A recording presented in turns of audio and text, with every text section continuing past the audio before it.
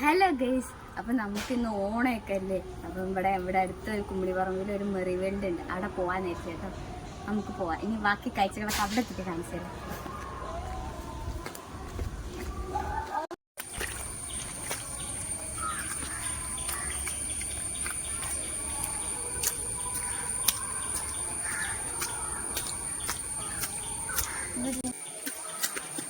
അവരൊക്കെ കുറേ ദൂരത്തി നമുക്ക് കുറച്ച് വൈകി പോയിട്ട് നമ്മൾ ഒരിടത്തേക്ക് ഓടി.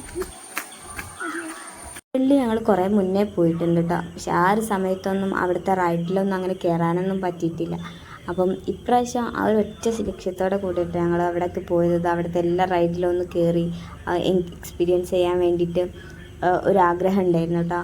അപ്പോൾ ഞങ്ങൾ ഇവിടെ നിന്ന് പോയിരുന്നത് ഓട്ടോയിലായിരുന്നു കേട്ടോ. കാരണം എന്ന് പറഞ്ഞാൽ ആ ഭാഗത്തേക്കുള്ള ബസ് ഒരു മണിക്ക് ഇന്ന സമയത്ത് അങ്ങനെയൊക്കെ ഉള്ളൂ. അപ്പോൾ ഞങ്ങൾ വീട്ടിൽ നിന്ന് ഇറങ്ങി തന്നെ ഈവനിങ് ടൈം ആയതുകൊണ്ട് തന്നെ തിരിച്ച് വീട്ടിലെത്താനും കുറേ ടൈം എടുക്കും.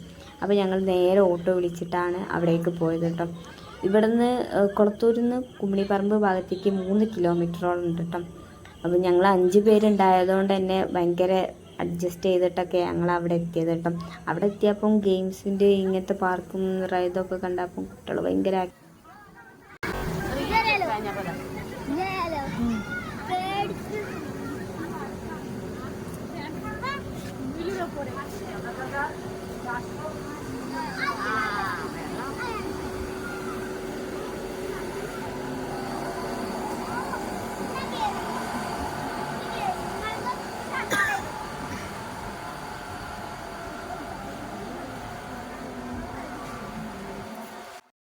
ഇവിടെ ഉണ്ടല്ലോ ഓപ്പൺ ആയിട്ടുള്ളൊരു ഏരിയ കേട്ടോ. അതുകൊണ്ട് തന്നെ നമുക്ക് അവിടെ വന്നിരിക്കാൻ ഭയങ്കര സുഖമാണ്. ഇവിടെ കൂടുതൽ ഫാമിലികളാട്ടോ വരുന്നത്. ഒറ്റയ്ക്ക് വരുന്നവരുണ്ട്, ഫ്രണ്ട്സായിട്ട് വരുന്നവരുണ്ട് കേട്ടോ.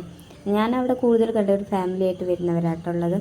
അത് അങ്ങനെ കപ്പിൾസൊന്നും അവിടെ വന്നിരിക്കാറ് അങ്ങനെയൊന്നുമില്ല. കുട്ടികൾക്ക് പറ്റിയ പാർക്കും പിന്നെ നമുക്കൊക്കെ വേണമെങ്കിൽ അതിലൊക്കെ ഒന്ന് കയറി റൈഡ് ചെയ്യാം എന്നൊക്കെ.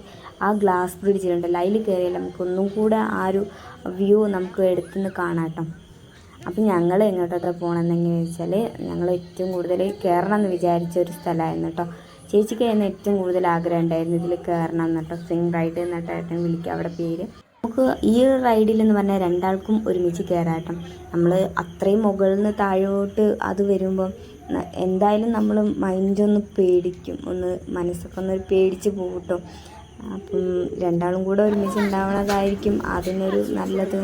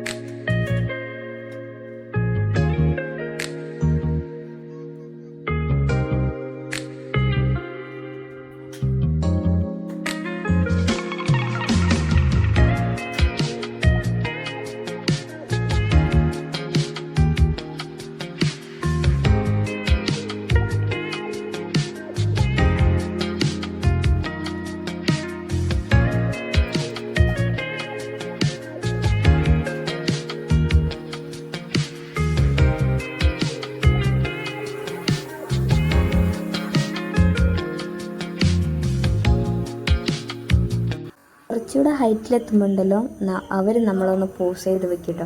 അപ്പം നമ്മളെ മൈൻഡൊക്കെ എന്ത് ചെയ്യും, ഒന്ന് റിലാക്സ് ആവും കേട്ടോ. പിന്നെ വിടുമ്പോൾ നമ്മൾ നന്നായിട്ട് പേടിക്കും. ഞാൻ നന്നായിട്ട് പേടിച്ചിട്ടുണ്ട് അത്രയും ഹൈറ്റിലെത്തുമ്പോൾ. പിന്നെ ഓക്കെ ആയിട്ടോ. എന്തായാലും ആ ഒരു ഇത് ഭയങ്കര ഒരു എക്സ്പീരിയൻസ് ചെയ്യാൻ എനിക്ക് കഴിഞ്ഞിട്ടുണ്ട് കേട്ടോ. ഞങ്ങൾ കയറി കഴിഞ്ഞതിന് ശേഷം വേറൊരു ഫാമിലി വന്നിട്ട് ഇതിൽ കയറിയിട്ടുണ്ടായിരുന്നു കേട്ടോ.